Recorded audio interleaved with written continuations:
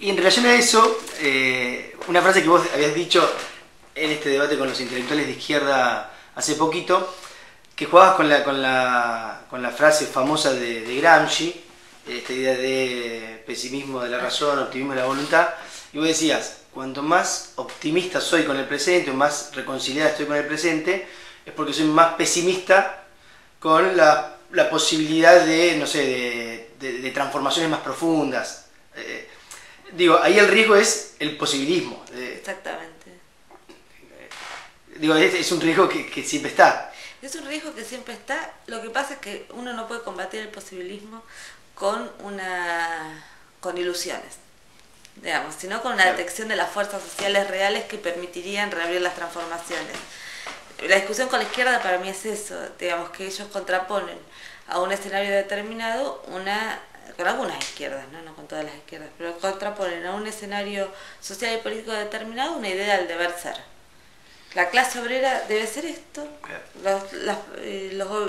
las políticas deben ser esto, los partidos deben ser esto, pero ese deber ser no necesariamente está ligado a hechos reales. Entonces hay una tensión entre el modelo ideal que se sostiene y la vida social a la que hacen referencia.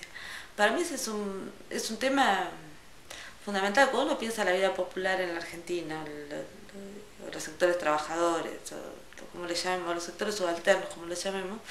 No podemos omitir que estamos tan atravesados por lógicas de cinismo, por lógicas del temor, por formas de complicidad determinadas, por usos tan calculísticos como el peor de los agentes de la política, digamos, que los sistemas de alianza del mundo popular no se dirimen por razones morales o ideológicas, sino que se dirimen también por cálculo de intereses, y que digamos que eso que entonces no podemos pensar que ningún actor social, no podemos idealizar nada respecto al mundo social, y sin embargo, si queremos hacer política o realizar prácticas de transformación, es necesario que se trabaje sobre eso, sobre esa ambivalencia, ¿no?, que tiene lo real, para tratar de reforzar lo que sería lo menos cómplice de esas situaciones, ¿no?, lo menos atravesado por esas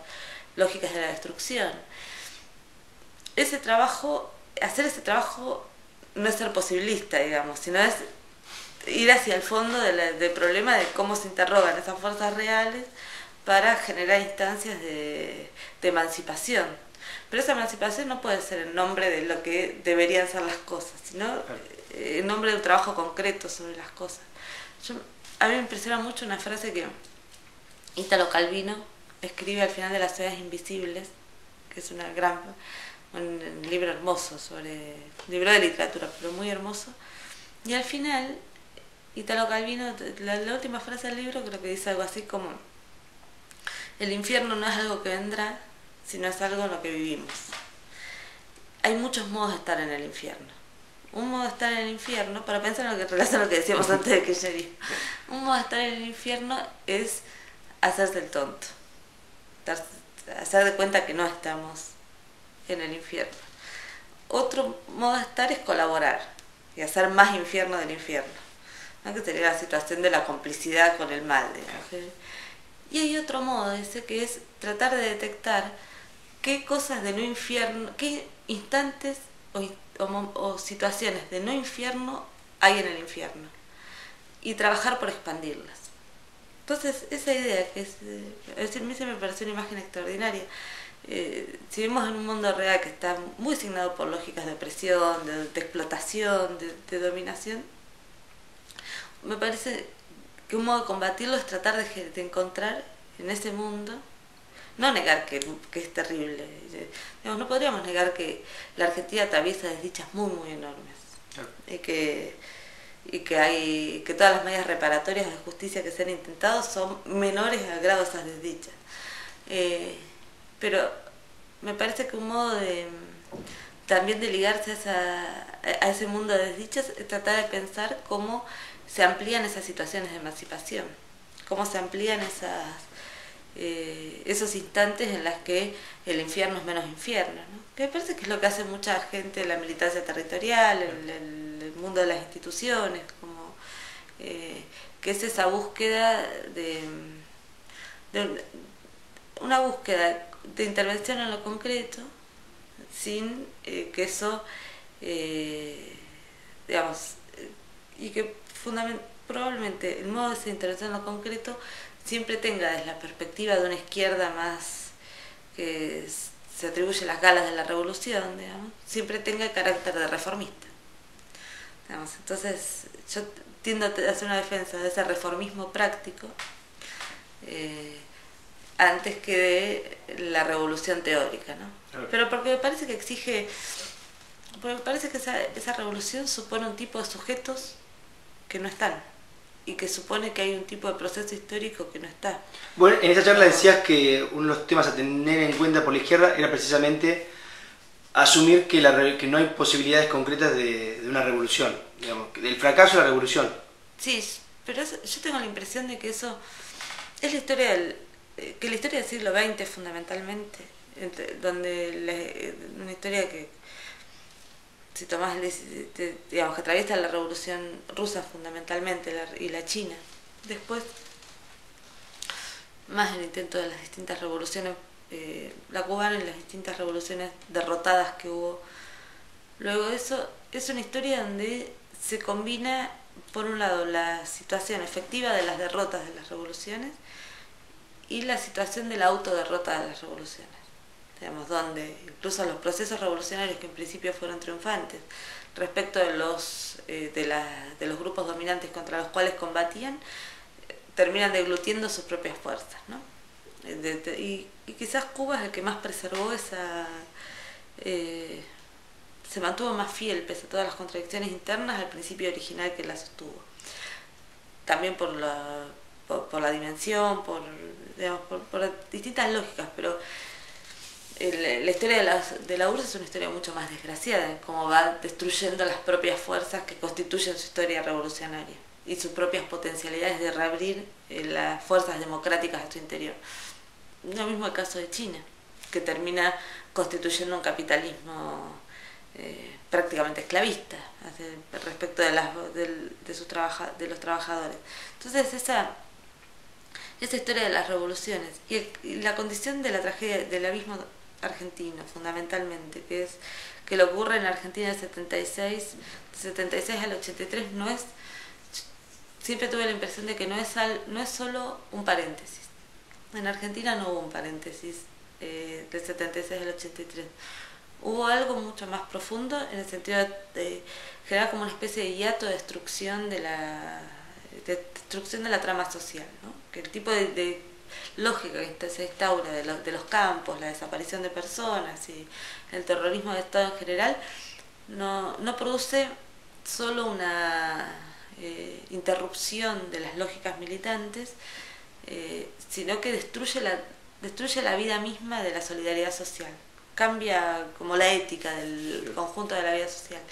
Y que a partir del 76 y de ese tipo de gravísima derrota que viven los movimientos insurgentes argentinos, no solo los armados, sino toda la insurgencia, toda la insumisión social, digamos, que es destrozada en los años por la lógica de los campos, que lo que ocurre en Argentina a partir de ahí es una privación del horizonte de la revolución.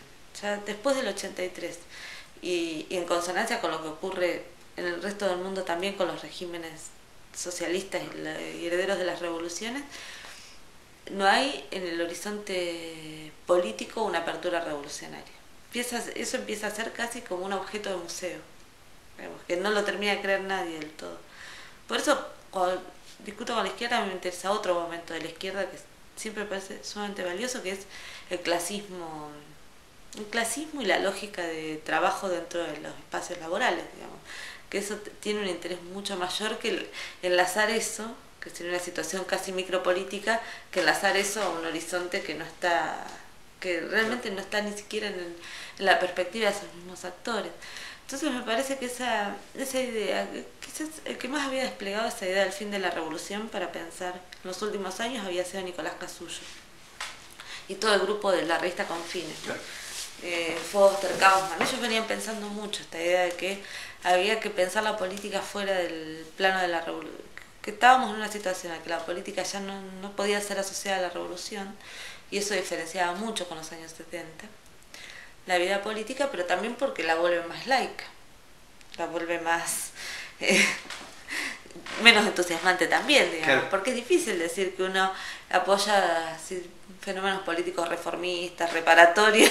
Sí, sí. Es mucho más interesante la idea de que uno liga lo que está haciendo, lo que piensa a las figuras mitológicas de los 70, ¿no? Porque esto que veníamos charlando, digo, se necesita para lograr una serie de transformaciones la movilización de amplísimos sectores de la sociedad.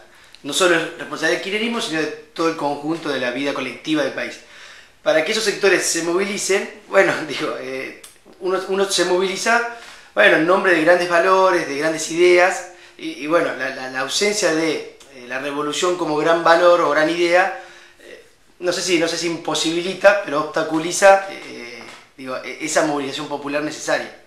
Bueno, ahí yo tengo como una duda con eso, porque a mí me parece que uno de los problemas que tenemos en esto que llamamos kirchnerismo, es que siempre fue capaz de generar hechos importantes, como relevantes y transformadores, y tuvo muy poco arsenal discursivo y simbólico para realizarlo. Tuvo poco relato el kirchnerismo. Ah, mira, aparte, todo lo contrario que se le suele criticar. Yo tengo la impresión de que es un mundo, como en principio que tuvo como pocos símbolos en juego en eso que ponía, en eso que hacía con los hechos. Y como no los tuvo, fue a los 70 a buscarlo. Entonces lo que hizo el kirchnerismo fue usar una mitología de los 70, una lengua de los 70, para hablar de hechos que son del siglo XXI. Que no es un problema de anacronismo, no sería un problema de que son de vejez, sino que es un problema de que cuando uno va a hacer ese movimiento, y lo que tiene atrás es el momento previo a la derrota, y lo que tiene atrás son símbolos que provienen de un momento revolucionario, para usarlos en un horizonte sin revolución, y para pelear movimientos que son reparatorios o reformistas, pero no revolucionarios, la relación entre hechos y símbolos queda muy desajustada. Entonces, para mí, esa dislocación entre hechos y símbolos que queda desajustada, o hechos y mitologías, digamos, o creencias, que queda tan desajustada, es lo que abre toda la discusión sobre la impostura. Abre toda la discusión sobre, bueno, estos tipos se hacen los que están intentando la igualdad por la que habían luchado los movimientos insurgentes en los 70, pero en realidad lo único que hacen es evitar que los pibes se mueran de hambre otorgando la asignación universal por hijo. Pero lo hacen con aquel lenguaje. Entonces, ¿reconocerías que en parte que estás de acuerdo con habría que complejizar, pero con la idea de impostura? No, es como, más que estar de acuerdo, entiendo la lógica que lo lleva a sostener esa idea. Porque me parece que es... Porque para mí sería necesario volver más laico el lenguaje con el que hablamos de esos hechos. Pero los hechos son laicos, en el sentido que ya no están revestidos de esa mitología, y cuando vamos a esa mitología les damos una envergadura que no les pertenece. Digamos, que los vuelve, que les queda como una ropa grande, ¿viste? Entonces, para mí sería interesante como constituir, que se pueda constituir un relato de esta época para el kirchnerismo, y para los hechos del kirchnerismo. Y en todo caso una mitología de esta época. Por eso es tan interesante lo que pasa alrededor de la figura de Néstor, y tan interesante los movimientos de dramatización que hace Cristina frente a eso. Porque pone, hoy la escuchaba un rato, y hay algo en ella que es reconstituir el momento sentimental, melodramático de un vínculo, ¿no? Poner ese vínculo en relación a una saga histórica. Y pensar que los muertos de la Argentina, ¿no? De los patriotas que han perdido su vida en función de la Argentina. Y por otro lado hace todo eso con un tono que es el de Eva Perón, usa el tono de Eva Perón por momentos. Entonces, en el caso de Cristina tiene tantos planos lo que va haciendo, ¿no? Como son planos políticos, sentimentales, históricos, y su voz va atravesando esos planos que no se podría decir que lo que ella hace es setentismo, pero sí muchas veces lo que hacen se hace desde el kirchnerismo, no necesariamente de la enunciación presidencial, es setentismo. Y me parece que el setentismo tiene ese problema de no terminar de resultar ajustado a los hechos. Y eso, por eso decía, me parece interesante como aparece una posibilidad de mitología más de nuestra época, ¿no? Claro. Más algo que pueda, digamos, que pueda enunciarse después que ya pasamos por Capusotto, digamos. Pero si no... pero igual, esa producción simbólica del kirchnerismo, sacada de los 70, sí ha logrado convocar, conmover a miles de jóvenes y a generar una gran épica, digamos, una gran mística. Eso ha funcionado, por lo pronto, para que miles y miles de jóvenes se movilicen creyendo, y lo digo como parte de ese proceso, bueno, que se está haciendo parte de grandes transformaciones. En parte los símbolos sí han funcionado, por lo menos para movilizar a miles de jóvenes. Sí, lo que pasa es que también está, para mí esa movilización,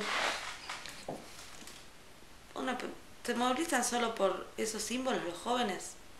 ¿O esos jóvenes, digamos, se movilizan por la memoria de los 70 o se movilizan también porque fueron muchos de los chicos que vivieron en el 2001 con entusiasmo y dramatismo a la vez? O porque, digamos, me parece que no solo, son muchas las sensibilidades que confluyen el kirchnerismo y no necesariamente todas son interpeladas por los 70. No, si querés lo planteaba de alguna manera para discutir con esa idea de que el kirchnerismo solo produce símbolos que provienen de los 70. Ah, está bien. No, me parece que efectivamente no solo produce símbolos que provienen de los 70, sino que se va ligando a muchas otras... la idea de salir del infierno... Esa es una imagen poderosísima, me parece, de Kirchner. Y esta época, de post-2001. Exactamente. Pero por eso vos sabés que no lo ligo tanto a la enunciación propia de lo que sería la pareja fundamental del kirchnerismo, este setentismo. Sino me parecen muchas otras inflexiones que pasan por la militancia, que es la recurrencia de ese conjunto de imágenes. Igual, después hay una diferencia que es... El kirchnerismo fue creciendo en estos años en su capacidad de constituir relatos sobre sí mismo. Y fue más fuerte eso en el pasaje de Néstor a Cristina, digamos, donde ella sí es alguien que va como amasando un conjunto de lógicas que pone en juego para hacer comprendido el propio movimiento, ¿no? Ese me parece que ese es un valor interesante y que hay que insistir para mí sobre eso sobre la singularidad que tiene. Si cuando Cristina dice juventud, que lo volvió a decir, ¿no? Como el elogio a la juventud militante, entendemos que ella está meramente haciendo postulando una relación de descendencia entre los 70, como muchos entienden, y hoy me parece que no sería adecuado. Más interesante es pensar que ella está reconociendo en esa juventud un valor que es propiamente de esta época, ¿no? Que está reconociendo la diferencia de esa juventud. Que en el caso de Cristina parecería estar claro. Yo creo que en el caso de Cristina es claro, no siempre en el kirchnerismo, pero en ella me parece que está muy pendiente de afirmar la novedad de este momento.